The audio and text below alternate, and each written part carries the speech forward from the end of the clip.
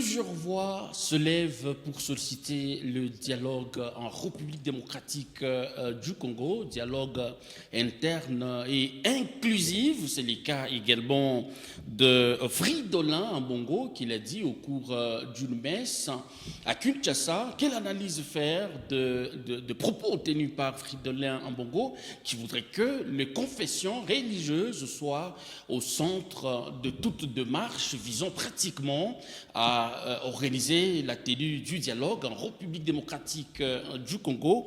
Nous avons le plaisir de recevoir l'évêque Gaspard Pouy, à qui nous disons bonsoir et bienvenue. Bonsoir, monsieur Christian. Alors, deux voix s'élèvent pour la tenue du dialogue inclusif en République démocratique du Congo. Fayulu l'a dit, ça a toujours été la démarche de la CENCO et même le CC. C'est quoi d'entrée des jeux votre lecture? Oui, c'est très nécessaire d'organiser dialogue intercongolais, mais pas tellement avec CENCO ou SCC. Parce que le seul qui a le pouvoir de convoquer le dialogue, il s'appelle Félix Antoine Tshisekedi Tshilombo comme chef de l'État. Je voulais d'abord éclaircir l'opinion tant nationale et internationale que nous sommes dans une régime donc que le chef de l'État, le mandat est en cours et c'est bien lui qui a le pouvoir d'organiser que ce soit n'importe quelle organisation du pays et ça ne concerne pas qui que ce soit. Ça, donc, mais, au nom de la paix, la confession religieuse, plusieurs d'ailleurs voudraient que le digne fils et fille de l'RDC parlent le même langage. C'est car il est pratiquement Fridolin Ambongo. Je voulais d'abord éclaircir. Moi qui parle avec vous, je m'appelle Monseigneur Gaspard Pouy, qui tout le monde connaisse. Je suis président national des coalitions interconfessionnelles du Congo. Je ne suis pas n'importe qui répond à votre question. Voilà pourquoi on a fait appel à vous pour répondre au regard des propos de Fridolin Ambongo. Nous devons d'abord faire analyse du travail fait par CENCO et SCC. Je suis vraiment étonné quand Fridolin Ambongo, bon, il parle comme un individu. Moi, je ne pense pas qu'il parle comme il a toujours dit. Il est cardinal, hein, il faut le rappeler. Il est cardinal, on ne refuse pas son titre. Ce sont des titres catholiques. Ce n'est pas pour mon église ou bien ma communauté. Mais les seules choses que moi je voulais éclaircir l'opinion est que lorsque cardinal Ambongo dit, en dehors de CENCO et SSE, toute forme d'organisation de dialogue va tomber mécaniquement. Et moi, je rigole parce que à Doha, je n'ai pas vu la présence du cardinal Ambongo. Que ce soit à Washington, je ne l'ai pas vu. Cardinal Ambongo ne parle pas. Souvent, il engage le peuple pendant que lui-même ne s'en soucie pas du peuple congolais. Non, mais partout où il passe, il parle au nom du peuple congolais. Oui, cela ne confirme pas que Ambongo parle au nom du peuple congolais. Parce que, comme exemple, vous savez, lorsqu'on tuait, on massacrait les gens au niveau de l'est du pays, Nord Kivu, Sud Kivu, et on massacrait même, on violait des femmes, et Ambongo parlait comment approcher Nanga et consorts. Et quand vous voyez bien, Ambongo est arrivé au niveau du Goma, en plein même massacre. Il n'est pas condamné ni Nanga. Il n'est pas politique. Hein? Il n'est pas condamné ni Nanga. Même vous pouvez vous décider d'aller à Goma. Est-ce qu'on va vous l'interdire? Non, écoutez d'abord. Moi, je peux y aller parce que le poste que j'ai mérite ça. Je peux aller pour... Il n'y aura pas de connotation relative à l'appartenance. Dès que moi, je serai avec Nanga, la première des choses que je vais dire à Nanga, sans peur, accepter de mourir, c'est pour lui dire que tu ne mérites même pas d'être appelé Congolais. Ça, c'est un. Parce que tu ne peux pas être Congolais en train de massacrer tes soeurs et tes frères. Alors, Ambongo travaille dans les comptes de M. Kabila et Nanga et consorts. D'où tirez-vous ces allégations? Je parle parce que je sais que Ambongo, il est membre de AFC de Nanga. Il est aussi membre de M23. Est-ce qu'il vous a déjà brandi sa carte de membre? Oui, je connais parce que... Ah bon? Les propos n'engagent que vous. Je vais vous dire quelque chose. Vous savez que toutes les églises du Congo, ils sont gérées par le ministère de Justice, mais l'église catholique est gérée par le ministère de l'Intérieur. Ce que le peuple congolais ne connaît pas. Alors, ce sont des politiciens qui se cachent derrière... Est-ce que vous avez des preuves par rapport à ces allégations? Je vous parle d'abord parce que un jour, j'étais dans une réunion avec Cholet qui disent que non, nous ne sommes pas gérés par le ministère de Justice, mais nous sommes gérés par le ministère de l'Intérieur. Pendant que le ministère de l'Intérieur gère que les partis politiques. Alors, l'Église catholique, c'est un parti politique qui s'est affilié à AFC et PPRD. Non. Ces allégations ne passent pas à partir du moment où vous n'avez pas de preuves. Alors, Fridolin Ambongo dit il faudrait qu'on puisse réunir les acteurs de la crise et toutes les forces vives du pays, c'est-à-dire les jeunes, au nom de la paix. Je ne refuse pas ce qu'il est en train de dire parce que le dialogue doit être organisé par les Congolais. Là, je suis d'accord avec lui, mais à condition que tous les principes de dialogue soient organisés par le chef de l'État. Parce que c'est bien lui qui maîtrise bien, il est mieux informé qui est Congolais et qui ne l'est pas. Est-ce que ça revient au président de la République de détecter qui est Congolais et qui ne l'est pas? Il est le premier citoyen qui est mieux informé du Congo. Personne ne peut pas être informé plus que le chef de l'État. Ça, c'est un. Deux, quand on parle des confessions religieuses, ce n'est pas seulement catholique. Parce que catholique, il ne l'a jamais dit. Catholique, c'est parti politique, n'est pas une église. Non. Là, je vous dis clairement. S'il vous plaît. Nous ne refusons pas que catholique soit invité, mais pas que catholique soit organisateur. Il sera invité dans le dialogue. Pourquoi j'ai dit cela?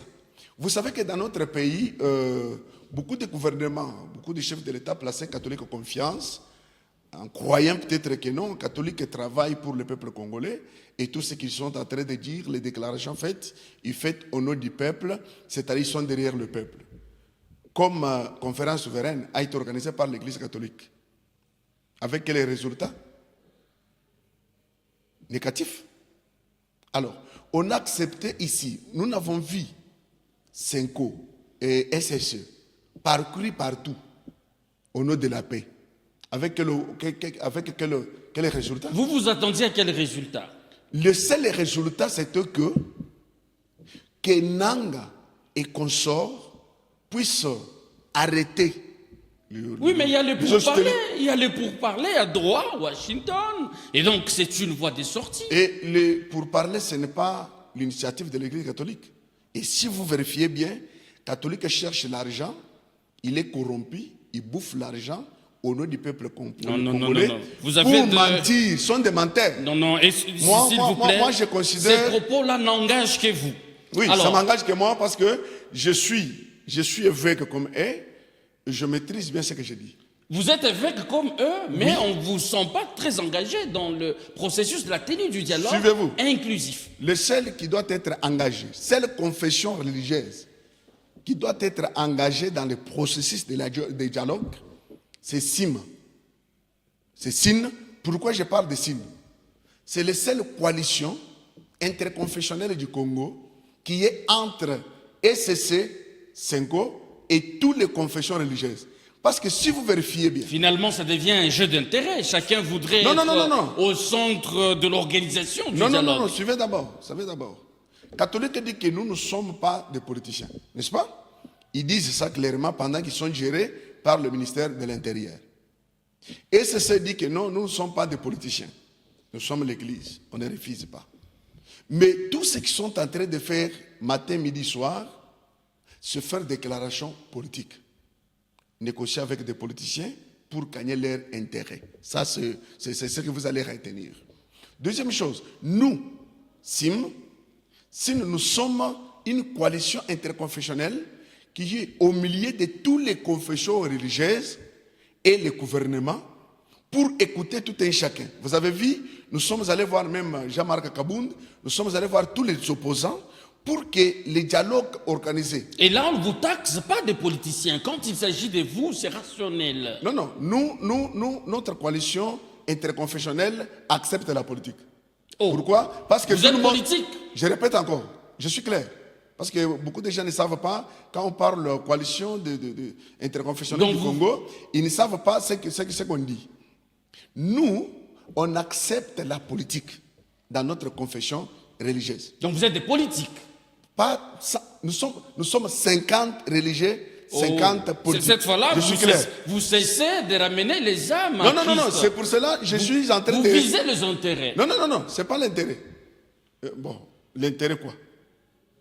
Pour que le seul intérêt... Oui, mais le seul intérêt que nous avons, c'est la paix de notre pays. Que faites-vous sur le terrain au nom de la paix? Et les valeurs, parce qu'on a déjà entamé plusieurs processus entre gouvernements, on a déjà entamé plusieurs réunions avec l'Église catholique pour dire, Église catholique, nous ne sommes pas contre ce que vous faites, mais nous devons orienter ce que vous faites, parce que quand vous sortez pour faire des déclarations, ce sont des déclarations choquantes qui ne montrent pas clairement que vous travaillez au nom de la paix et vous travaillez pour aider le peuple congolais. Vous pensez que vous allez relever le défi? Suivez ce que dit Fridolin Ambongo. Toute initiative...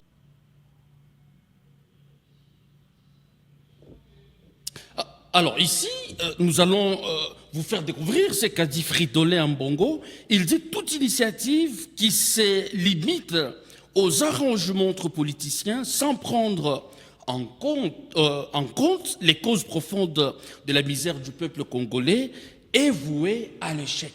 Donc, Ambongo voudrait que les confessions religieuses soient au centre de toute démarche visant la tenue du dialogue. Sinon, ce serait l'échec. Que le dialogue soit dans l'organisation, dans l'équipe d'organisation, que ce soit intégré confession religieuse, je ne suis pas contre. Mais les seules choses que moi je peux dire à Ambongo, ils doivent apprendre que SSE Sengo, il sera notre invité à la dialogue. Ce n'est pas qui fait partie de l'organisation. Par rapport à quoi? Parce que tu ne peux pas organiser un dialogue qui va prendre le pouvoir en place, et peut-être avec les opposants, pendant que toi, tu es opposant. Qui est opposant? Ambongo et Sekasik sont des opposants du pouvoir. Dire la vérité, la vérité est synonyme d'être opposant. Non, c'est pas ça. Si vous vérifiez bien tout ce que Ambongo dit, il porte la voix de l'opposition. Ambongo n'a jamais eu la vision claire sur le peuple congolais ou sur l'église qu'il est en train de diriger. Et chaque fois qu'il entre en réunion avec les opposants, il porte leurs aspirations, il porte leur voix tant que cardinal. Mais je vais vous poser des questions à savoir.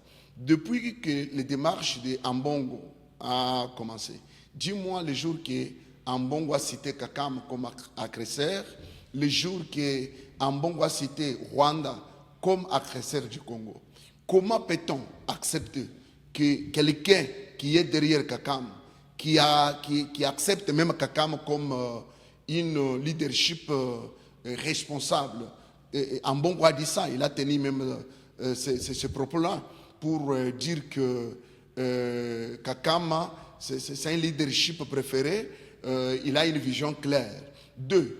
Comment ça veut dire que celui qui pense à organiser les dialogues, et lui-même là, il est à la base de beaucoup de mafies qui se fait à l'opposition.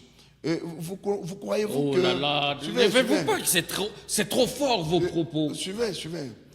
Ambongo n'a jamais eu la vision pour le Congo, mais il porte juste la parole. Et Dédé, comment quelqu'un qui veut la paix du pays, mais il doit être soutenu par les agresseurs, le Rwanda et le Kenya, qui ont donné l'argent pour que Senko et SCC puissent circuler dans l'Afrique comme ils sont allés, ils voulaient circuler.